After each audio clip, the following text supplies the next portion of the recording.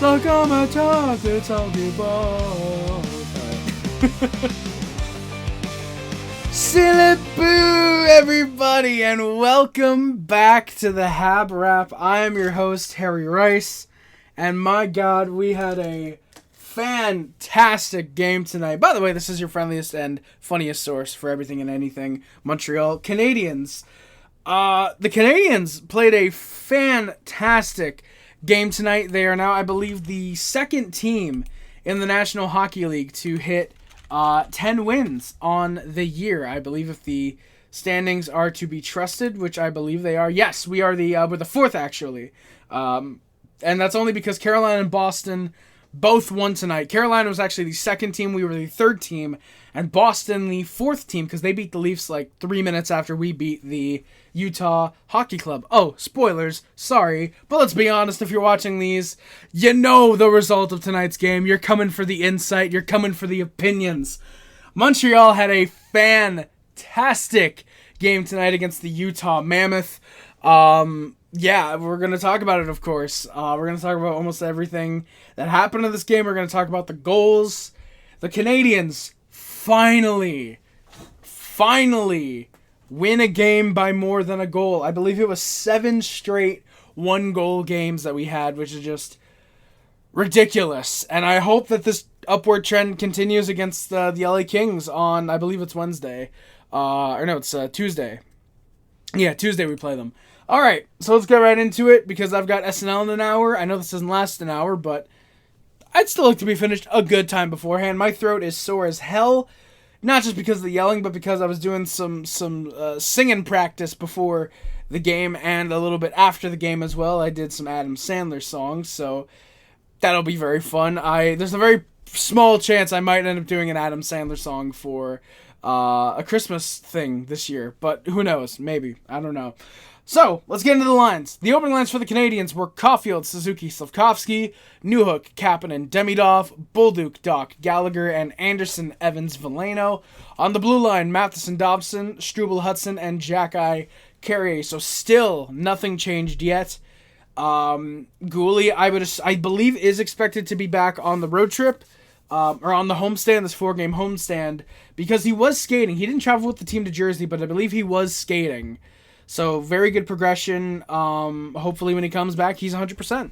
In the net, Samuel Montembeault, he gets the start. He proved that he looks to be back after a very wonderful last game he had against the Philadelphia Flyers after the abysmal start the Habs had in general in that game. I think, 3 goals on 5 shots in total they allowed.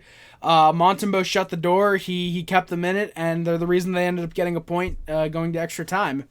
Jakub Dobeš will back him up after he, according to him, basically from what he said, his body language, let the team down in that game against Jersey. He is a little hard on himself. A few bad goals, but I mean, he was a little hard on himself. But I still would have given this game to Montembeault and then go with Dobeš against the Kings. That seems to, at least right now, be the easier matchup, especially considering the Mammoth, I think, were right there with us. They were 9-5, we were 9-3-2 coming into this game. Speaking of the Mammoth, their opening lines were Keller, Cooley, Schmaltz, Peterka, Hayden, Gunther, Kraus, McBain, Carcone, and Tanev, Stenlund, Yamamoto.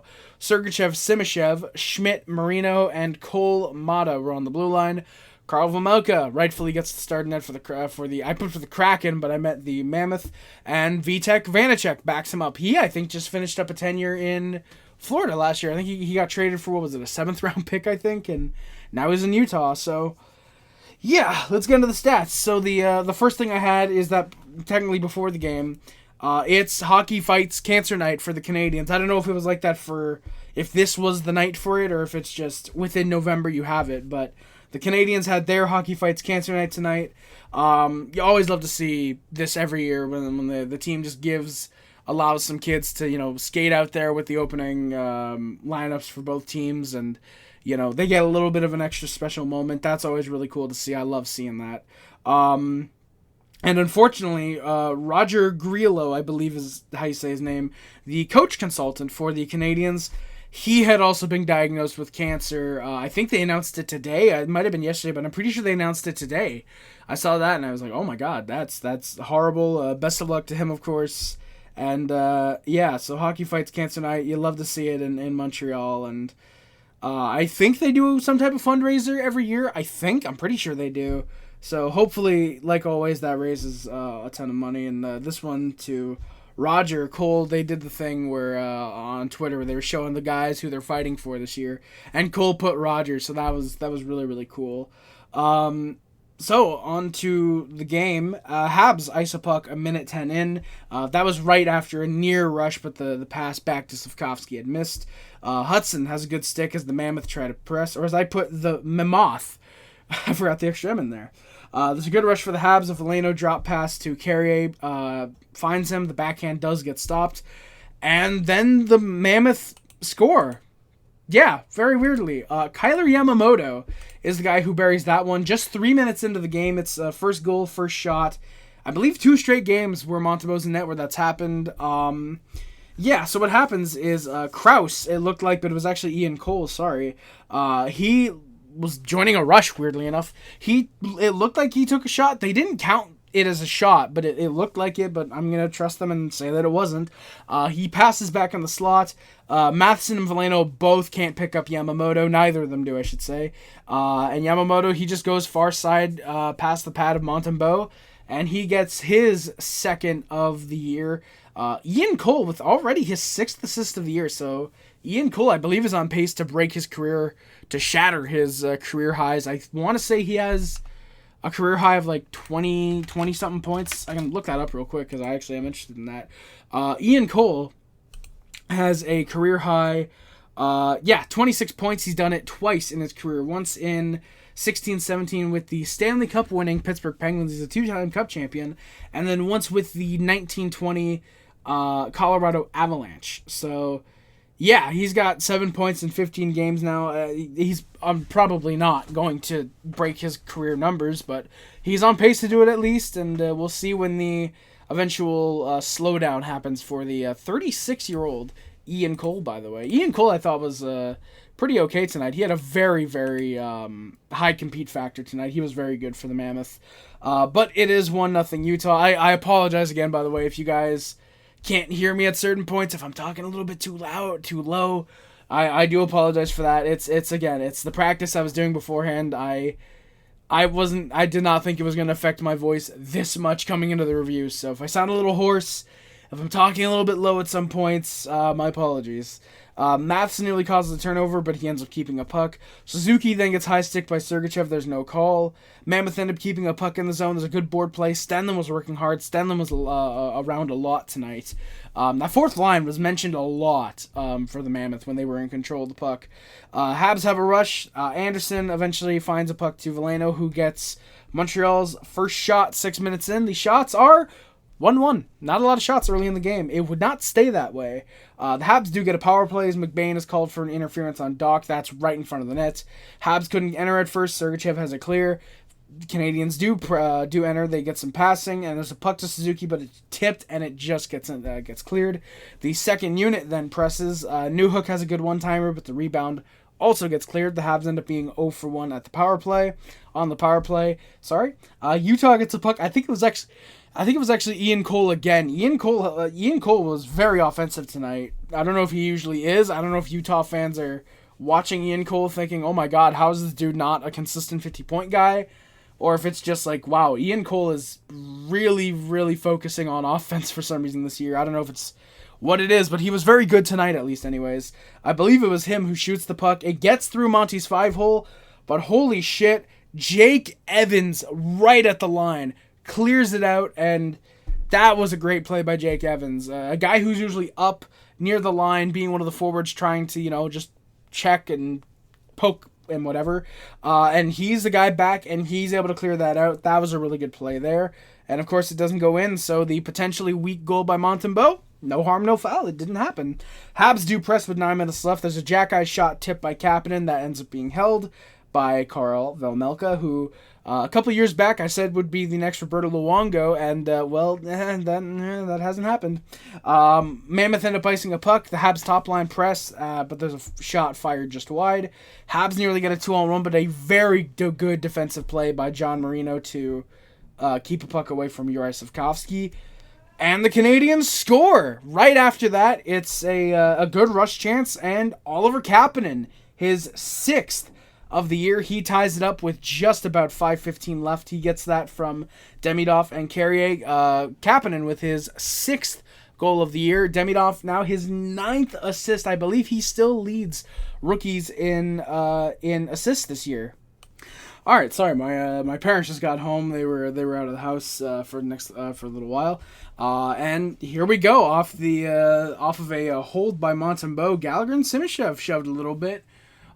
Just a small scrum, really not much at all. There was not a lot of overtly physical moments in this game. There were a couple big hits, which we'll talk about, but not a ton of a hit and then a big scrum and then you get a couple fights in the game. No, but really just a few big hits and that was it. It was a very, very clean, very just offensive game of hockey.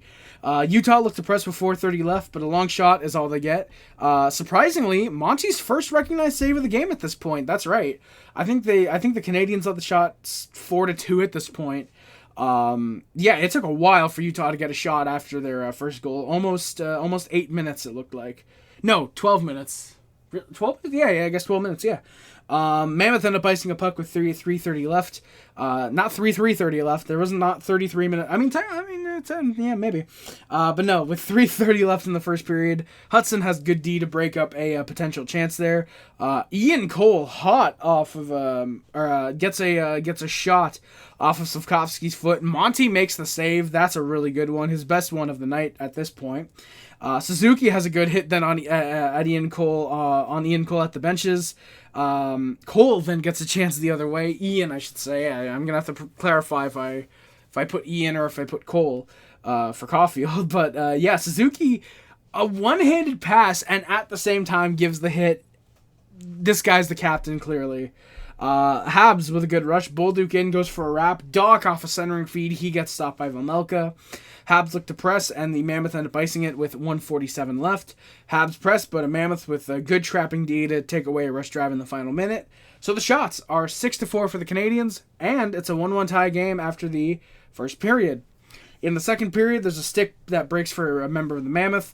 Doc gets on a break, and for whatever reason, he passes back to Brendan Gallagher, who misses it. And in one of the chats that I was in, someone almost immediately posted a picture of the game when it was 5-0 Colorado, and I think it was 5-0 Winnipeg, and I want to say it was Andrew Cogliano for the Avs, was on a clear break and went to pass it back that he was on a 2-0, and you just see Laine come out and just steal it. It's that reminded me so much of it, but thankfully not nearly the same conditions in the game, and it was pretty funny. There's a huge hit by Jacki and Simishev at the benches, and it's a penalty. Jacki is called for, I believe it's interference. It was a good hit. It was shoulder to shoulder. It's not like gets him in the head or anything. It's just a good hit at the benches and just sends Simishev flying, really. But I guess it's probably more of a reputation call. I didn't actually see the play happening. I only saw it on the replay, but it looked like it was clean. But I mean, you know what they say, win despite the refs. Habs with a clear. Evans has good speed. He sends it back down. Good speed, trying to get a rush going, and then he just passes it back, I should say, into his own zone. Good wasting time there. Mammoth end up passing back and forth when they get it. Monty has a hold. Anderson immediately after that then cross-checked Schmaltz from behind. He's very lucky that doesn't get called. Josh Anderson has not had a good season so far. He's been okay at times in the penalty kill, but just... he does shit like that, and the ensuing 10 games usually are not good for Josh Anderson. Newhook gets found on a clearing attempt. There's a shot. Holy shit, it went off of the post. Habs almost took the lead right there. Habs get a clear. They win a draw and clear again. Habs are 1-for-1 on the penalty kill. Monty with a good pair of stops on Lawson Krause. Habs immediately then ice the puck. Kapanen's stick ends up breaking on a possible scoring chance. And so Josh Anderson. Remember what I just said about how he cross-checked Schmaltz and the ensuing 10 games are never good for him? Yeah, it turns out that's including this game. So he, it looks like, gets interfered with Ian Cole. There's no call. He gets up and stops playing hockey. He just starts talking to the ref. He's bitching at the ref, and basically all the Canadiens stop because they're trying to say, hey, Josh, come, just forget it, play hockey. And it ends up being a 3-on-1 coming back the other way for the Mammoth. It's Krause, it's Lawson Krause, Jack McBain, and Michael Carcone. Hudson's the lone man back trying to defend it. Poor Hudson. And the Mammoth end up scoring, because if you can't score on a 3-on-1, you don't deserve to win the game. They score. Lawson Krause with his third of the year. McBain is the initial guy who has it. The pass cross-crease to Michael Carcone, and then down in the slot to Lawson Krause. He makes it 2-1 Utah, 6:02 in. The crowd, right after the goal, immediate just boo! Just immediate boos, and ref you suck chants. And it looks like this is going to be a game that the Canadiens are really going to have to fight their way out of. Or not, because 42 seconds later, Montreal scores. Cole Caufield gets it right back. He just finds a hole on Velmelka, and he says, hey, thank you very much, buddy. He ties it up from Dobson. That is Caufield's, I believe, tied for the league lead in goals now. 11th goal of the year. Tied for the league lead with Sidney Crosby and Cutter Gauthier, weirdly enough. Cutter Gauthier, of all people. But yeah. Either way, Caufield makes it a 2-2 game. Absolute beauty of a goal there from Cole. Dobson, already his 10th assist as a Montreal Canadien. Dobson has been phenomenal so far. I do not see what Islanders fans, why they thought he was so bad. I don't see what they saw in him. Dobson has legitimately been fantastic through the first 15 games of the season. So Caufield scores at 6:44. Again, 42 seconds later, this game goes from, oh, great, the refs are going to cost us again, to, oh, it's a brand new game all of a sudden. Before you even have time, really, to post a rant video on YouTube, a short on YouTube, about how bad that call was, Habs get the tie right back, and you love to see that. Play despite the refs. Someone needs to teach Josh Anderson that. Mammoth end up icing a puck after both teams press. Habs go to a penalty kill 7 minutes in as Newhook gets called for a hook. That sucks. No pun either. Anderson off the draw with an immediate clear. Mammoth do set up, but there's a puck that's out at the blue line because nobody was at that side. It's the left side is when it came out, where it came out. Monty with some good stops. One on Sergachev in the right circle, and one on Krause in the slot. He then just jumps on a puck to cover it. The Mammoth are pushing, but Monty with a very good second period. Habs end up clearing. Mammoth gets stuck in their own zone for a few moments. Habs do clear in the last seconds. Habs are 2 for 2 in the penalty kill.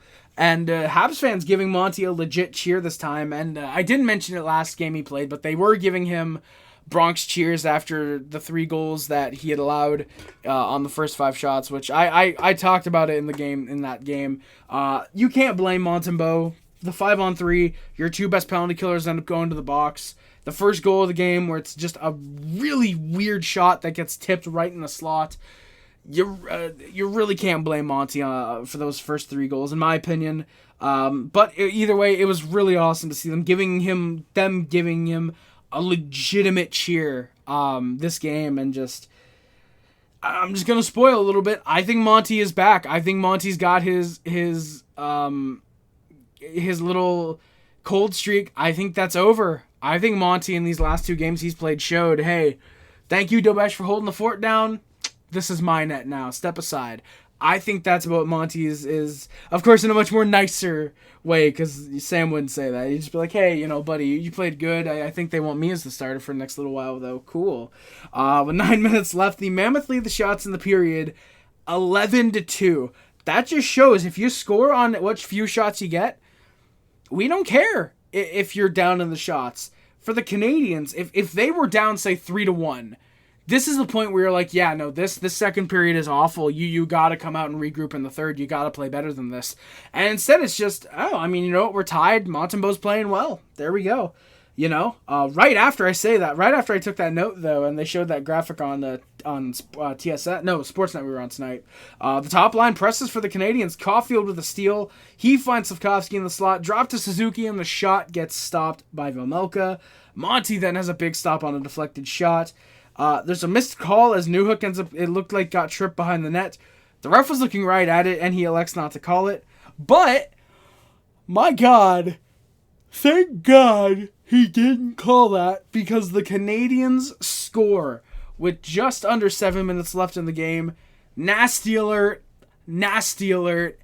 Alex Newhook with the 3-2 Canadiens lead. The eventual game-winning goal, spoilers. Just a great deke. He gets found by Kapanen.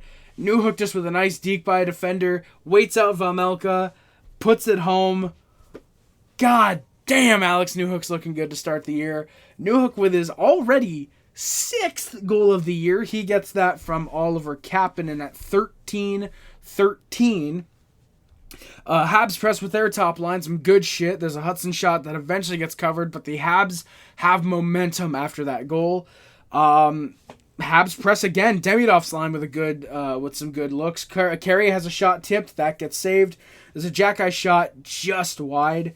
Habs with momentum again. There's a good shot. Veleno and Hudson, they try to hold a puck. They manage to hold a puck in at the line, just barely.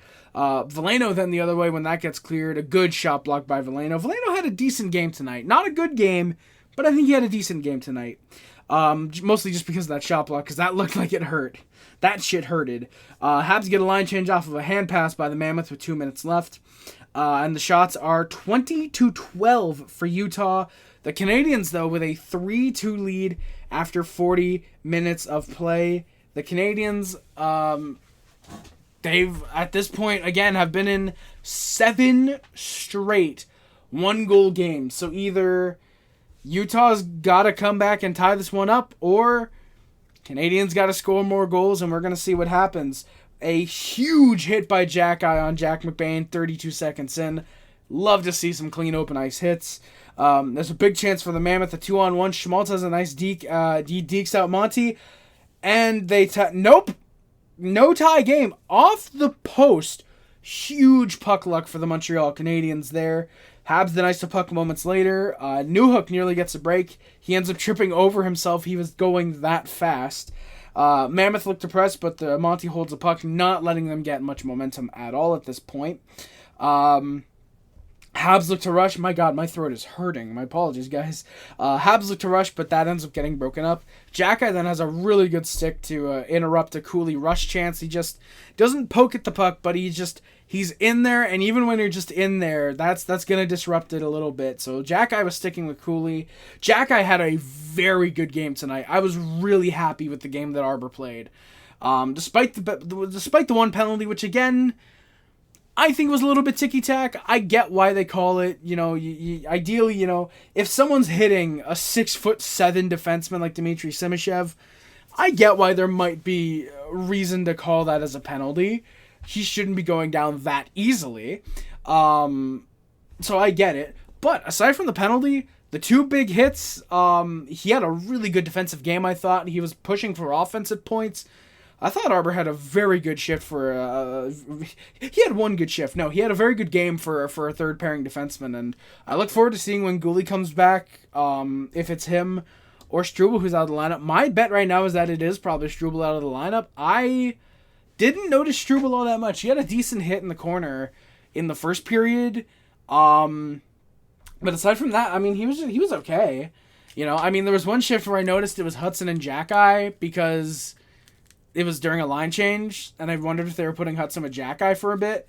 and then Jack Guy went off and Struble came on. I mean, I noticed Struble then, but I didn't notice Struble a ton tonight, which I actually would say is a compliment to his game. He didn't turn over the puck a bunch of times to where it's like, oh my god, of course it's Struble. But, you know, he wasn't super flashy at all either, which makes me think he was responsible in his own zone, which, yeah, words are very tricky for me. Thank you guys for sticking by. Monty stands tall on a Carcone wrap chance. A good second try as well there. Demidov gets taken on by Sergachev. No call as Demidov nearly made it 4-2. Suzuki has a good poke. He gets a break. The good look pass to Slav, and that gets stopped. There's a puck battle eventually. He finds Suzuki. I think it's Caufield actually who finds Suzuki. Out of mid-air, it looked like. He gets the shot on net, and Vejmelka makes the save there. Habs look to press. The Mammoth have good sticks, just breaking up what they can. They were doing the wave at this point in Montreal, halfway through the period, and then the Habs go to a power play. It's Ian Cole gets called for a high stick on Joe Veleno. Veleno had just stripped Ian Cole and was trying to generate offense, and Cole just said, "Nah, I'm just gonna side of the helmet," and it's like, ow, well, thank God the helmet's there, but that's still going to hurt a little bit. Mammoth get a clear off of a bouncer on Hudson. Habs press, good passing, slap in front, no shot. And Vejmelka is down. Habs just can't put it home. The second unit, Bolduc has a shot that's blocked. That gets cleared. Bolduc on a wrap tries to center it, but that hits a Mammoth, and that gets cleared. The Habs 0 for 2. On the power play tonight, the special teams had no kind of effect on the game. No power play goals, kills for both teams. Obviously, that sucks for both Utah fans and Montreal fans, because ideally, you want to be 100% on the power play and 100% on the penalty kill. That is never going to happen, though, unless we're going one game into the season. Habs get a press off of Suzuki steal at center. The puck eventually finds him in the slot. The rebound, Slav just can't put it over the pad of a diving Vejmelka. Wow. Despite Montembeault playing great in the second, Vejmelka had a very good third period up to a point. Habs press with 8 minutes left. At the benches, Hayden and Kapanen went at it. No whistle there. Kapanen says, you know what? Yeah, no, we're winning right now. I'm not going to take a penalty. He gets off. Habs control with 7 minutes. Jack-Eye has 2 chances, but there's no tips. There's a rebound, though, off the second Jack-Eye chance, and Vejmelka makes the save. I don't know how, but he does. I should say that's actually 6 minutes in. Bounce back, I think I said the 6 minute thing to 7, it's 8 minutes, 7 minutes there, yeah. Yeah, no, I guess that's right. The Canadiens, then we score. Cole Caufield. Call him Goal Caufield. Call him Goal Clutchfield. Call him the cock if you want. Goal Clutchfield with his league-leading 12th goal of the year. That is right. Cole Caufield stands alone. Goal Caufield with 12 goals on the year. My God. Just absolutely freaking insane how good the start to Caufield season is. His 12th goal of the year. He gets his own rebound off of a wrap chance, and he just tucks it home. Off the rebound, it goes off of Ian Cole, gets to Caufield, and he says, thank you, puts it home, but wait, there's no whistle. The Habs are celebrating, but there's no whistle. They review it, and yeah, they look at the net cam. That puck goes in. It just fooled all the officials. Caufield puts it just by the pad of Vejmelka, and you can see clearly it crosses the line. That's in. It's a 4-2 Montreal lead. Caufield with his 12th of the year. He scores that from Slafkovsky, and Matheson with 6:31 left in the game. Habs then press. There's a steal for Caufield. A 2-on-1 pass to Slav is just over his stick. I love that Cole wasn't being selfish at this point. He said, hey, I'm fine with 2 goals tonight. Let me get my friends a couple goals. And unfortunately, that doesn't go in. Cooley with some skating. A big glove by Monty on him. Fans start cheering. Monty is back at this point. The Monty haters are going to be silent tonight. I will guarantee you that. Utah do press off of a draw. Monty with a good stop. And the Mammoth end up sending one back to their own zone. They then get hemmed in their own zone. Great hardworking shift for the fourth line as the Mammoth, I think, were trying to pull Vejmelka with about maybe 3.5 minutes left. And Montreal wasn't letting them. They just keep them hemmed in. Not even with the puck. Utah has the puck. They can't clear. Good board play. And eventually they get it out. And wait, look at this. Off a sloppy line change by Utah, Montreal scores. Nick Suzuki, the captain, with exactly 2 minutes left, puts it in the net. It's off of, a very sloppy line change. Nobody grabbed it for Utah. Alex Newhook comes in. It's a 2-on-0. He passes that to Suzuki. Slick wrister. Puts it home. Call it the slick Nick wrister, if you will. It's 5-2 on a 2-on-0. It's 5-2. Utah is out of this game before they can even pull Vejmelka. Vejmelka was actually just about to head to the bench as well, and he had to scoot on back to get a net to cover that chance, which, damn, that's got to suck for Carl Vejmelka. The Mammoth press, Habs with some clears. Jack, a good board play on Brendan Tanev in the final minute. And then the Canadiens score in said final minute. Kirby Dach completely strips a member of the Mammoth. I didn't see who it was. He gets on a breakaway, dekes out Vejmelka, forehand, backhand, and puts it home with 37 seconds left, completely unassisted. By the way, Suzuki, that is his 4th goal from Newhook. Dach scores his 5th of the year, completely unassisted. Mammoth end up icing a puck with 29 seconds left. They win the draw, they come back down, and there's a stick that breaks for them as they try to press. That's going to do it. Montreal wins. My God, what a game. Habs arguably blow out the Mammoth. I wouldn't say blowout. To me, a blowout is 5+ goals. But they steadily win this game. A huge 3-goal third period to put this game out of reach. 5 unanswered goals after that really bad botched call that made it 2-1 Utah. Montreal answer. They score 5 unanswered. They come back big time, and they get the win. The shots in this game were 27-23 for the Utah Mammoth. They had a good game up until the point where they just collapsed over themselves, essentially. That Caufield goal where Ian Cole kicks it right to Caufield for the rebound. The bad turnover that leads to the 2-on-0 for the 5-2 goal. And the Dach, a breakaway that was just bad, essentially just bad offensive chances. Yeah. Montreal just comes out in that third after being up only by a goal, and they just take the game. They take the freaking game the way that they should have, the way that they could have, and the way that they do. Montreal, a 6-2 win. Their record is now 10-3-2. They are second in the National Hockey League, second in the Eastern Conference, first in the Atlantic Division. They are 2 points up on the Boston Bruins, with 2 games in hand on the Boston Bruins as well. And keep in mind, we play Boston next Saturday. If the Bruins keep winning until that Saturday game and the Canadiens keep winning, oh boy, that game is going to be fun. My God. Yeah, the Canadiens, like I said, they're up by 2 points on Boston, up on 4 points, by 4 points on the Tampa Bay Lightning.